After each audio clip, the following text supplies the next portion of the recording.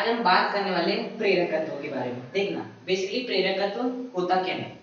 देखो जैसे कि हम अपने फर्स्ट लेक्चर में समझ चुके थे कि यदि आपकी इस प्रकार से क्या हो, कोई कुंडली हो और यदि हम क्या करते हैं, ये आपका चुंबक है और उस चुंबक को या तो हम पास ले जाते हैं या दूर ले जाते हैं, तो कुंडली से संबंधित किसमें परिवर्तन होता है चुंबकीय फ्लक्स के मान में परिवर्तन होता है, जिससे कि यहाँ पर एक प्रेरित धारा उत्पन्न होती है। इसी प्रेरित धारा की उत्पन्न होने की घटना को क्या कहते हैं, विद्युत चुंबकीय प्रेरण। तो प्रेरकत्व भी थोड़ा थोड़ा ऐसा ही है, मतलब कि जब हम किसी कुंडली से संबंधित चुंबकीय फ्लक्स के मान में परिवर्तन करते हैं तब उसमें एक प्रेरित विद्युत वाहक बल उत्पन्न होता है जो कि धारा को प्रेरित करता है, और इसी घटना को क्या कहते हैं, प्रेरकत्व कहते हैं। ये थोड़ा थोड़ा विद्युत चुंबकीय प्रेरण के समान है।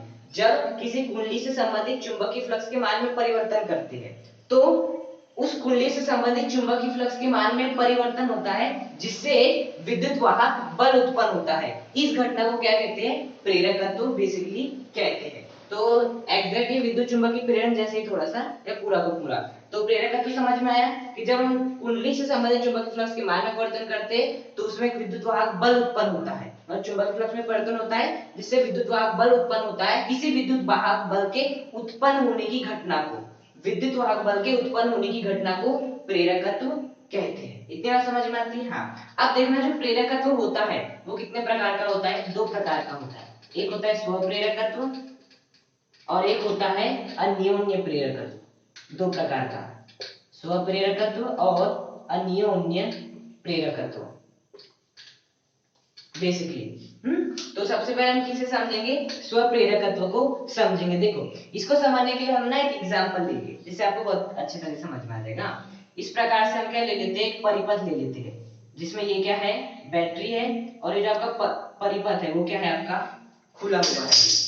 क्या है, बेसिकली खुला हुआ है। देखो बेसिकली कुंजी को ना दो प्रकार से दिखाते हैं।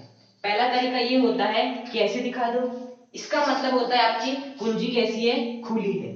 इसका मतलब क्या होता है, कुंजी खुली है, और इसका मतलब क्या होता है कि कुंजी बंद है। उसी प्रकार से और एक तरीका होता है, यदि कहीं आपको ऐसा देखने मिलता है, इसका मतलब होता है कुंजी खुली है, लेकिन आपको ऐसा देखने मिलता है, इसका मतलब क्या है, कुंजी बंद हो गई है। तो बेसिकली ये क्या है, आपकी खुली कुंजी है।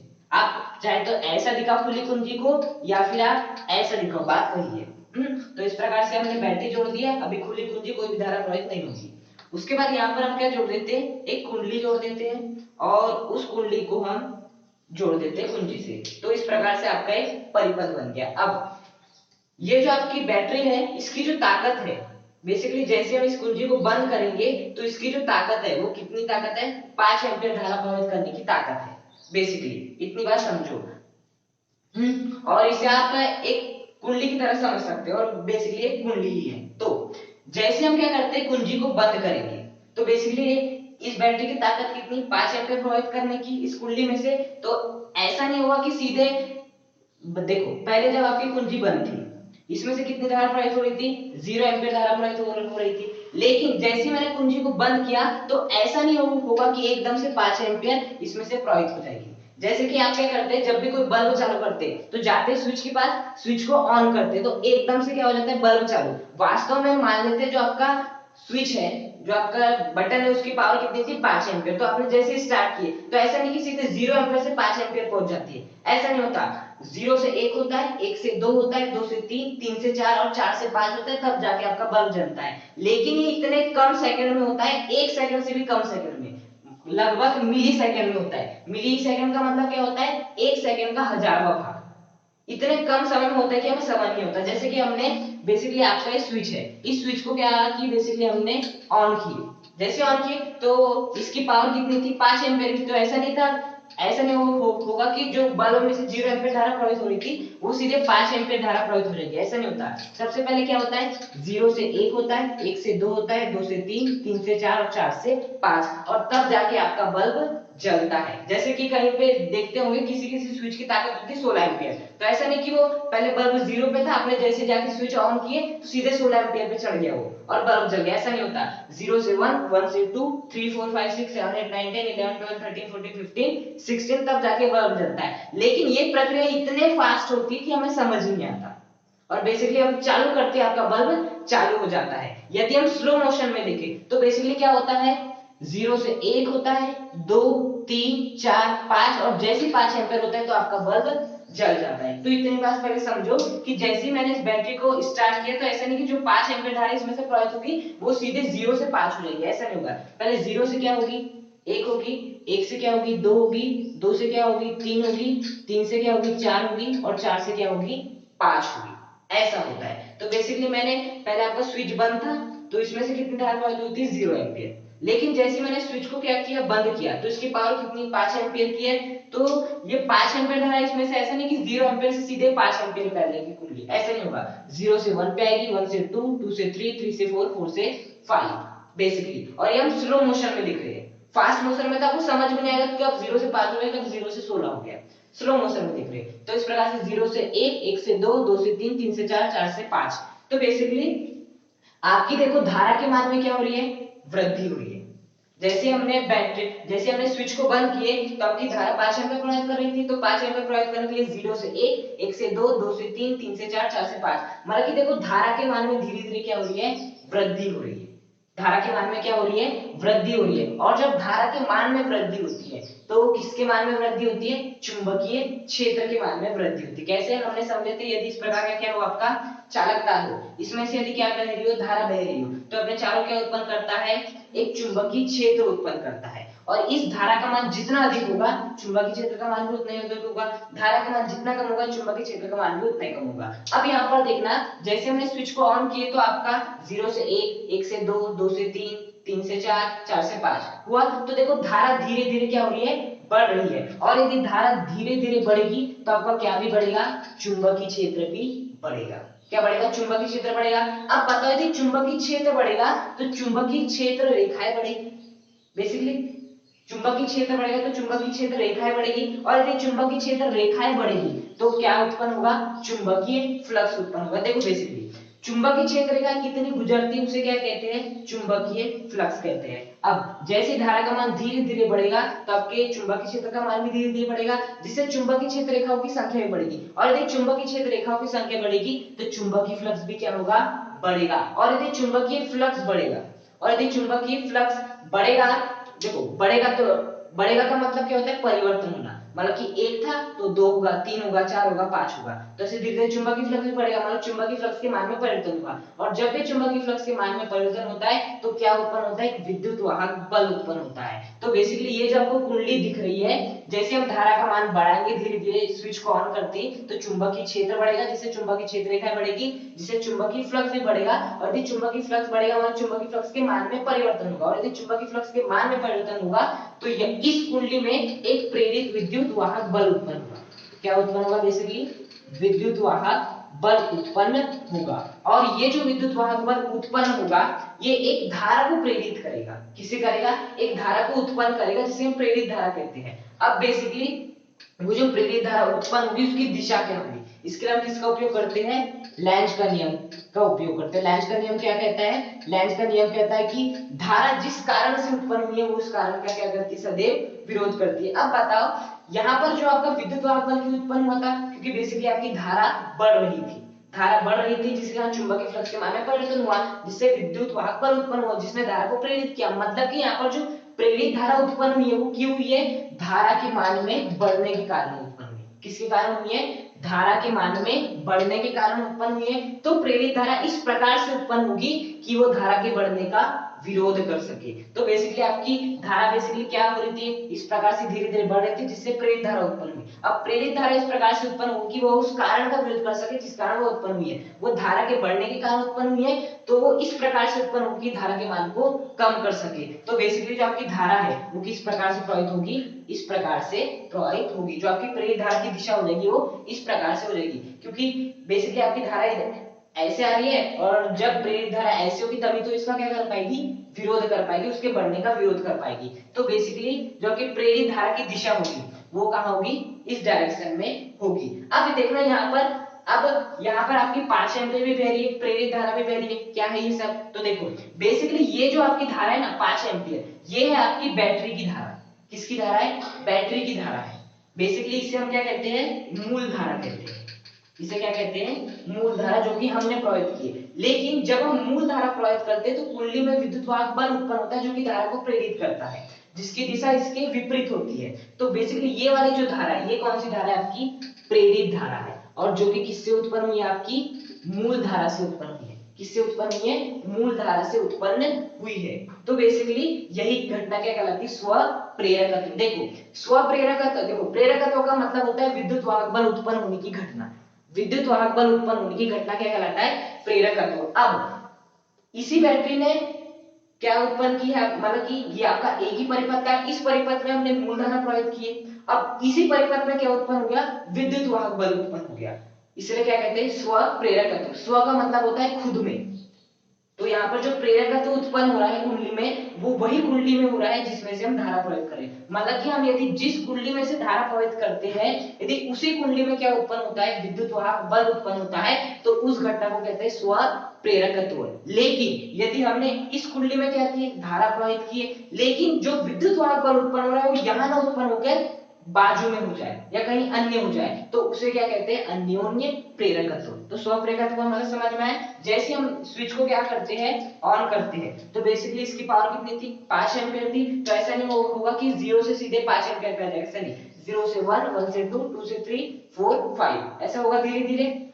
तो यदि I के मान में वृद्धि होती है तो B के मान में वृद्धि होगी ना, चुंबकीय क्षेत्र, जिससे कि 5B के मान में भी वृद्धि होगी। 5 मतलब चुंबकीय फ्लक्स में वृद्धि होगी, मतलब कि परिवर्तन होगा। जब भी चुंबकीय फ्लक्स में परिवर्तन होता है, तो किसके चुंबकीय फ्लक्स में परिवर्तन हो रहा है, इस कुंडली के चुंबकीय फ्लक्स में परिवर्तन हो रहा है। तो यहाँ पर एक विद्युत वाहक बल उत्पन्न होगा, जिसे कहते हैं प्रेरित विद्युत वाहक बल।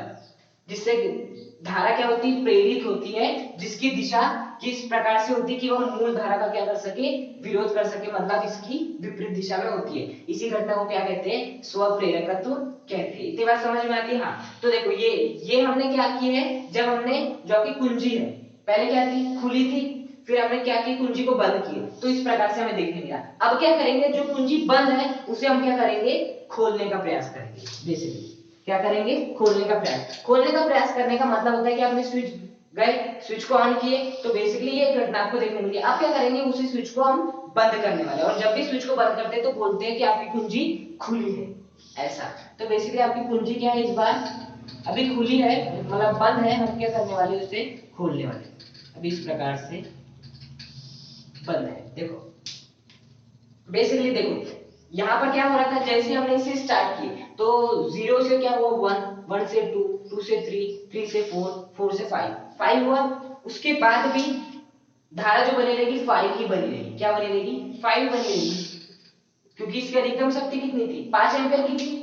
तो अभी भी कितनी बनी रहेगी, 5 ही बनी रहेगी। यहाँ पर परिवर्तन क्यों हो रहा है, क्योंकि ये 5 तक कर सकता था, तो 0 से 1, 1 से 2, 2 से 3, 4, 5, लेकिन अब 5 के बाद इसकी थोड़ी अधिक शक्ति है, तो ये क्या करेगा, 5 ही करेगा। 5 करेगा जब तक कि हम इसे बंद नहीं कर देते, मतलब जब तक इसे हम खोल नहीं देते। जैसे कि आपने स्विच को ऑन किए, इसकी अधिकतम शक्ति 16 एम्पीयर की थी, तो 16 एम्पीयर जैसी उसे मिलेगी वो जलते रहेगा, जब तक 16 एम्पीयर मिलते रहेगी जब तक जलते रहेगा। लेकिन जैसे हमने क्या कर दी, स्विच को खोल दिए, मतलब स्विच को बंद कर दिए, मतलब कुंजी को क्या कर दिए, खोल दिए, तो क्या होगी, 16 एम्पीयर धारा क्या हो जाएगी, 0 एम्पीयर में आ जाएगी और आपका बल्ब बंद हो जाएगा बेसिकली। तो ऐसा नहीं होगा यहाँ पर भी कि सीधे 16 से 0 हो जाएगा, नहीं, 16 से 15, 15 से 14, 13, 12, इतनी एक तेज प्रक्रिया होती है कि हमें समझ नहीं आता। इसलिए जैसे आप स्विच बंद कर देते हो तो आपका बल्ब बंद हो जाता है। तो बेसिकली यहाँ पर भी इसकी शक्ति कितनी थी, 5 एम्पीयर। जैसे हमने स्विच को ऑन किया तो 1, 2, 3, 4, 5 और 5 ही बना था। लेकिन अब बताओ, जैसे मैं क्या करूंगा, स्विच को खोल दूंगा, क्या कर दूंगा, स्विच को खोल दूंगा, तो अब क्या होगा, आपकी धारा 5 एम्पीयर से वापस क्या हो जाएगी, 0 एम्पीयर। तो ऐसा नहीं होगा कि 5 से 0 सीधे हो गया, वो कैसा होगा, 5 से 4 होगा पहले, 4 से 3, 3 से 2, 2 से 1 और फिर 0, और फिर 0 ही बना रहेगा। तो देखो यहाँ पर क्या हो रहा है, धारा के मान में क्या हो रही है, कमी हो रही है। बेसिकली क्या हो रहा है, धारा के मान में कमी हो रही है। यहाँ से हम कितने प्रवाहित कर रहे हैं, 5 एम्पीयर की धारा प्रवाहित कर रहे हैं। तो बताओ यहाँ पर धारा के मान में क्या हो रही है, कमी। 5 से 4, 4 से 3, 3 से 2, 2 से 1, 0, क्योंकि मैंने इसे क्या कर दिया है, खोल दिया, जो कि बंद थी, तो मैंने इसे खोल दिया, तो धारा के मान में कमी हो रही है। अब बताइए कि धारा के मान में कमी होगी तो किसके मान में कमी होगी, चुंबकीय क्षेत्र के मान में कमी होगी। और यदि चुंबकीय क्षेत्र के मान में कमी होगी तो चुंबकीय क्षेत्र रेखाओं की कमी होगी। और यदि चुंबकीय क्षेत्र रेखा की कमी होगी तो फाई बी का मान भी क्या होगा, कम होगा। अब बेसिकली फाई बी का मान बढ़े या कम हो इससे मतलब नहीं है, मतलब है परिवर्तन से। बेसिकली परिवर्तन हुआ क्योंकि कम हो रही है, 5 से 4, 4 से 3, 3 से 2, तो बेसिकली फाई बी के मान में क्या हो रहा है, परिवर्तन। और जब भी परिवर्तन होता है तो कुंडली में क्या उत्पन्न होता है, प्रेरित विद्युत वाहक बल उत्पन्न होता है। क्या उत्पन्न होता है, विद्युत वाहक बल उत्पन्न होता है। और जैसे आपकी कुंडली में विद्युत वाहक बल उत्पन्न हो जाएगा वो धारा को प्रेरित करेगा। किसे प्रेरित करेगा, एक धारा को प्रेरित करेगा, जिसे हम क्या कहते हैं, प्रेरित धारा कहते हैं। अब उस प्रेरित धारा की जो दिशा होगी वो क्या होगी, वो वही होगी जिसके कारण वह उत्पन्न हुई है उसका विरोध कर सके। तो बताओ ये वाली जो आपकी प्रेरित धारा इस बार उत्पन्न होगी वो क्यों होगी, क्योंकि धारा का मान क्या हो रहा है, कम हो रहा है। मतलब कि धारा के मान के कम करने के कारण यहाँ पर प्रेरित विद्युत वाहक बल उत्पन्न हुआ जिससे प्रेरित धारा उत्पन्न हुई है। मतलब यहाँ पर प्रेरित धारा इस धारा के कम होने के कारण उत्पन्न हुई है, मूल धारा के कम होने के कारण उत्पन्न हुई है। तो प्रेरित धारा जब उत्पन्न होगी तो वह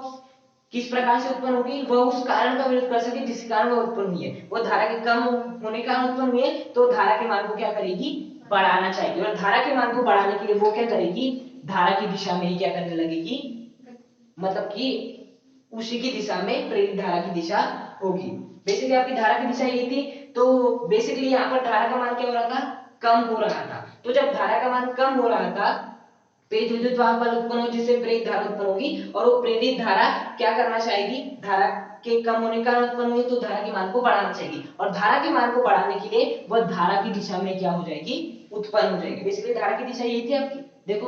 और प्रेरित धारा की दिशा वही होगी, क्यों, क्योंकि वो धारा को बढ़ाना चाहती है। धारा को कम करने के कारण वह उत्पन्न हुई है और वो उसका विरोध कर सके इसलिए धारा की दिशा में ही उत्पन्न हुई। इतनी बात समझ में आती है। तो ये भी घटना क्या कहलाती है, स्वप्रेरकत्व कहलाती है। बेसिकली देखो यहाँ पर भी तो वही हो रहा है, मूल धारा प्रवाहित हो रही है, इसी कुंडली में से मूल धारा प्रवाहित हो रही है और इसी कुंडली में प्रेरित विद्युत वाहक बल उत्पन्न हो रहा है और इसी कुंडली में जो प्रेरित धारा उत्पन्न हो रही है। बेसिकली तो एक ही कुंडली में सब कुछ हो रहा है, इसलिए हम क्या कहते हैं, स्वप्रेरकत्व कहते हैं। तो बेसिकली जब हम कुंजी को क्या करते हैं, बंद करते हैं, जब हम कुंजी को बंद करते हैं तो धारा के मान में धीरे धीरे वृद्धि होती है जिससे कुंडली से संबंधित चुंबकीय फ्लक्स के मान में परिवर्तन होता है, जिससे यहाँ पर एक विद्युत वाहक बल उत्पन्न होता है जो कि एक धारा को प्रेरित करता है जिसकी दिशा धारा की दिशा के विपरीत होती है। ये कब की परिस्थिति, जब हम कुंजी को बंद करते हैं। एग्जाम में पूछता है ऐसा। लेकिन जैसे हम कुंजी को खोल देते हैं तो क्या होता है, धारा के मान में धीरे धीरे क्या होती है, कमी होती है, जिससे कुंडली से संबंधित चुंबकीय फ्लक्स के मान में परिवर्तन होता है, जिससे यहाँ पर एक विद्युत वाहक बल उत्पन्न होता है जो कि एक धारा को प्रेरित करता है जिसकी दिशा मूल धारा की दिशा में ही होती है। क्या होती है, जिसकी दिशा मूल धारा की दिशा में ही होती है। बेसिकली मूल धारा क्या होती है आपकी, ये वाली, और ये जो है वो कौन सी धारा है, प्रेरित धारा।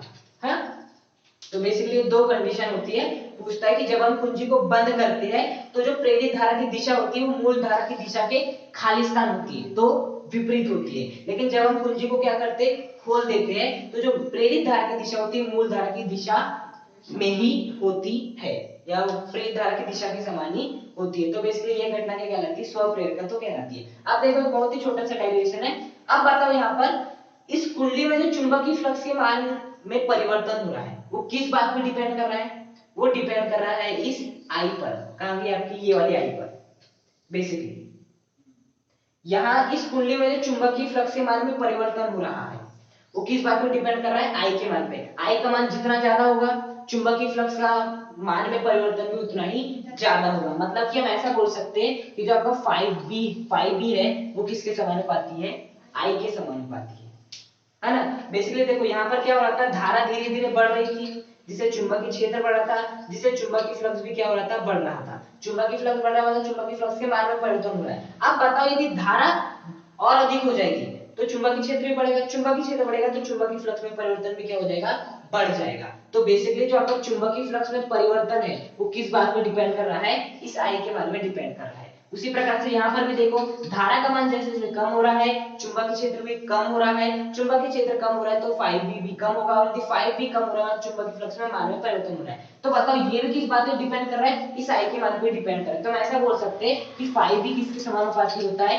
आई के समानुपाती होता है। मतलब चुंबकीय फ्लक्स में परिवर्तन उस कुंडली में से प्रवाहित धारा के समानुपाती होती है। अब बेसिकली जैसे आपका समानुपातिकता का चिन्ह हटेगा तो एक कांस्टेंट आता है जिसे हम क्या कहते हैं, एल कहते हैं।